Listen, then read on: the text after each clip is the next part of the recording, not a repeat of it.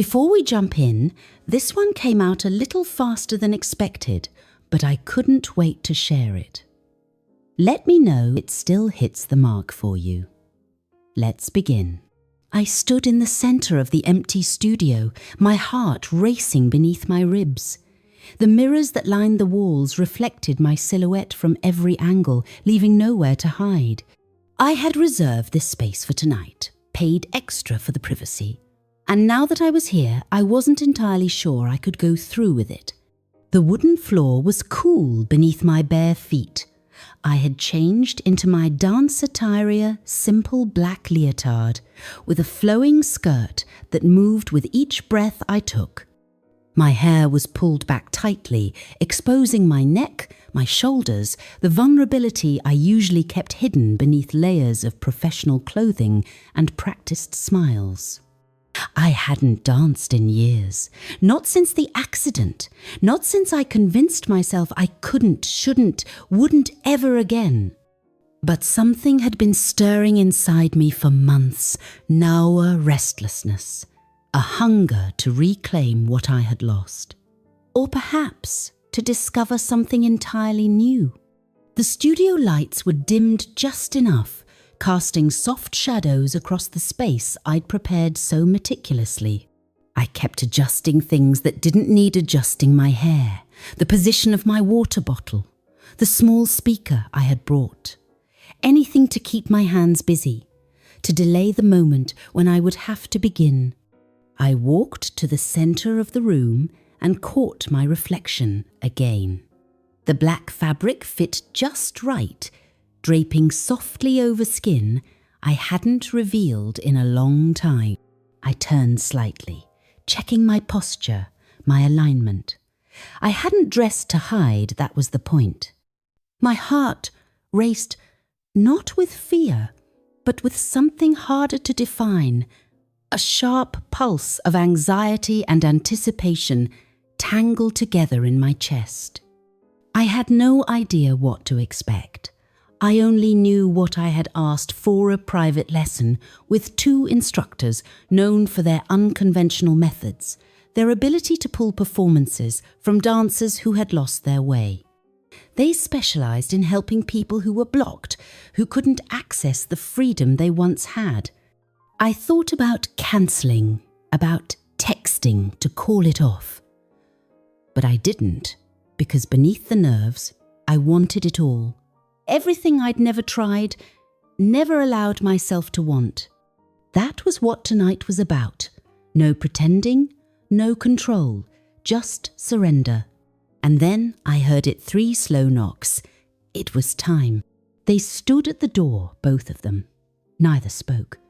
The taller one stepped forward first, his movements slow and deliberate. He didn't ask if I was ready. He didn't have to. Something in his presence calm, towering, quiet left no room for questions. He stopped inches from me. I could smell the faint scent of sandalwood from his skin. Then, without a word, he lifted his hands and slipped a blindfold over my eyes. The light vanished. My world narrowed to breath and sound. The air thickened. My breathing changed. I heard the door click shut. And then nothing, just the hum of silence and the awareness of my own heartbeat.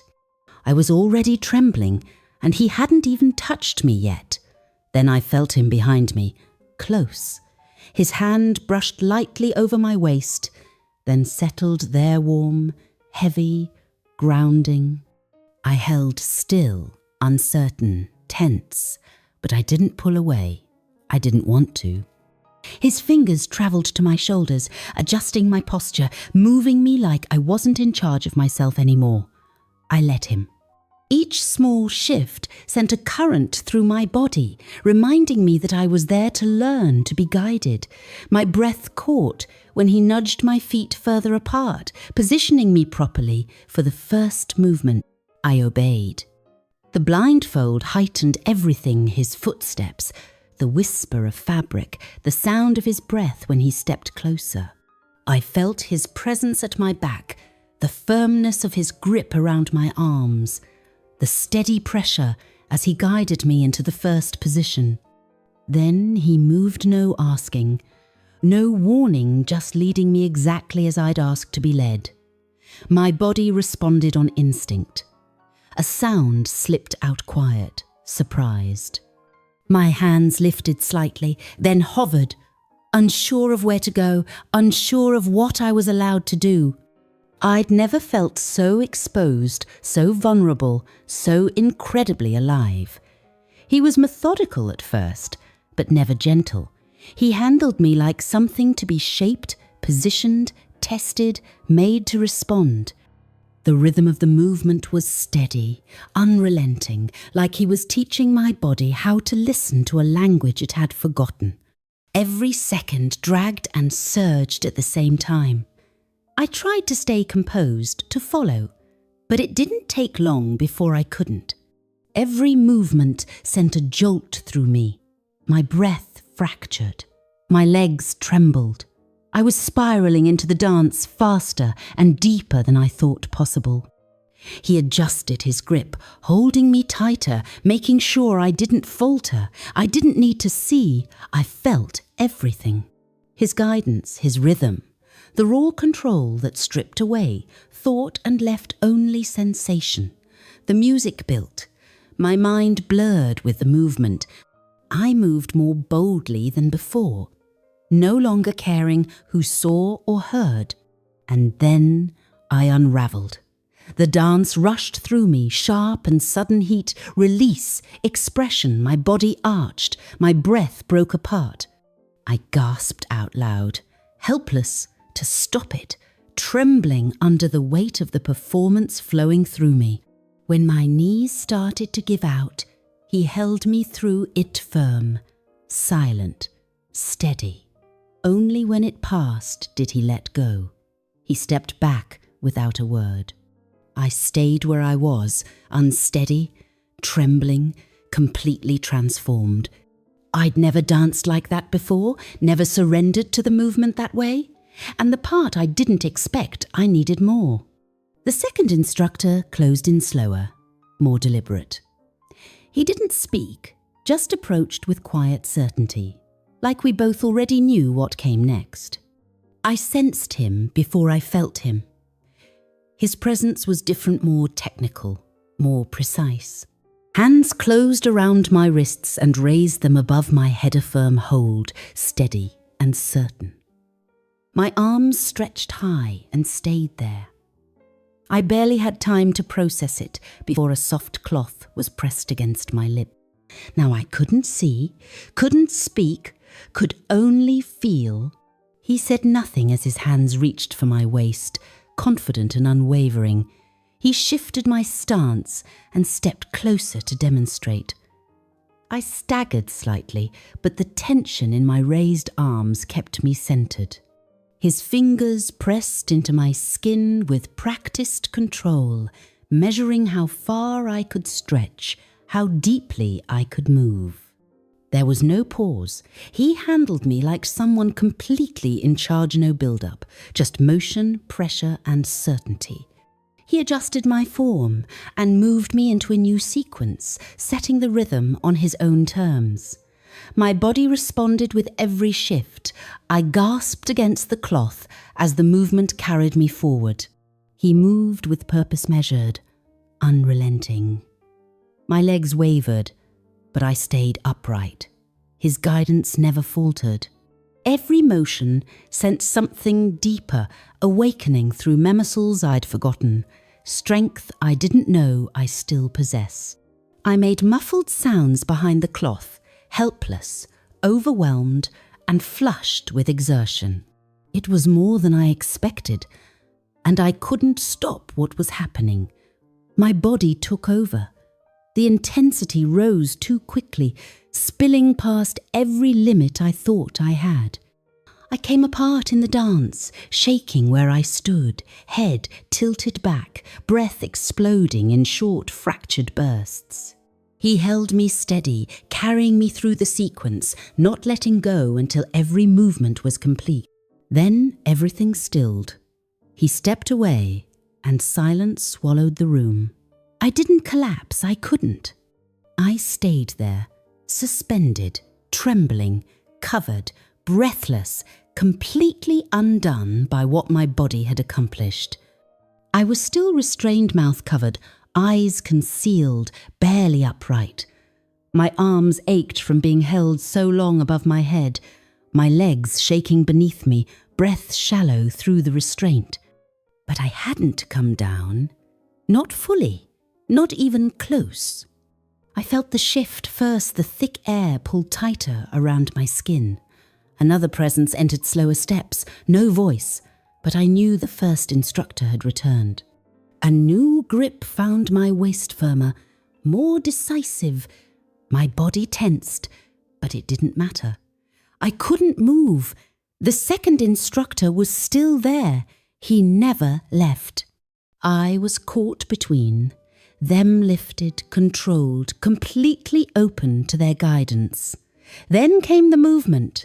They adjusted me like I weighed nothing. My feet were spread wider. My back arched properly for the next sequence. The support above creaked with the shift. One stood behind me now, his presence heavy against the curve of my spine. I didn't need to guess what was coming. The pressure arrived fast, not slow, not gentle, just a shift that felt foreign, overwhelming, and unstoppable. I reacted instinctively, head thrown back, breath caught behind the cloth. One anchored my hips, the other braced my arms. I was locked in place, positioned before I could adjust. The second instructor moved closer. His hands circled my waist knot tight, just there. His weight balanced from the front, and then came a second rhythm, both of them moving together, guiding my body from two directions, unyielding, intense, perfectly synchronized. There was no pause, no build-up, just motion, sharp, relentless. Their movements commanded, measured, unrelenting. I couldn't see them. I couldn't speak. But I felt everything, the tension, the heat, the weight of the performance I'd never attempted before. And underneath it all, the way my own body responded, over and over.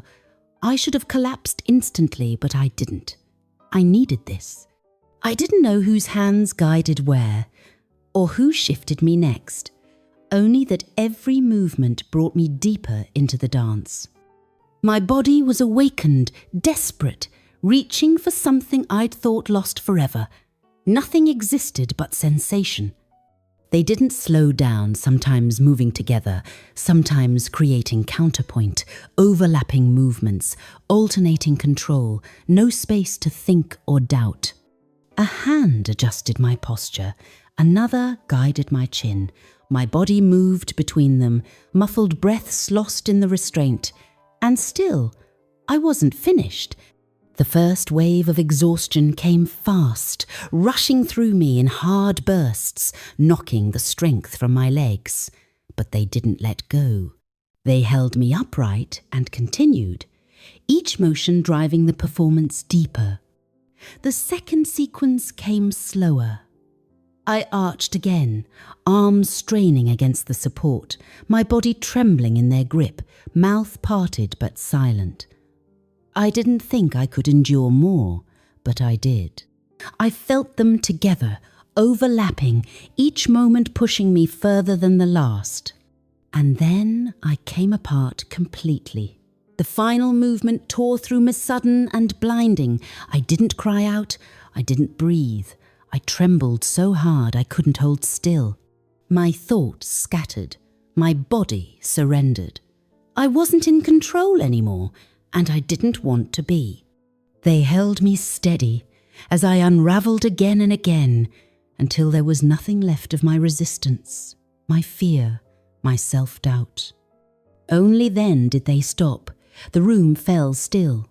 Their hands slipped away, but I stayed in place, still covered, still unable to see, still shaking, still transformed by what I'd rediscovered within myself.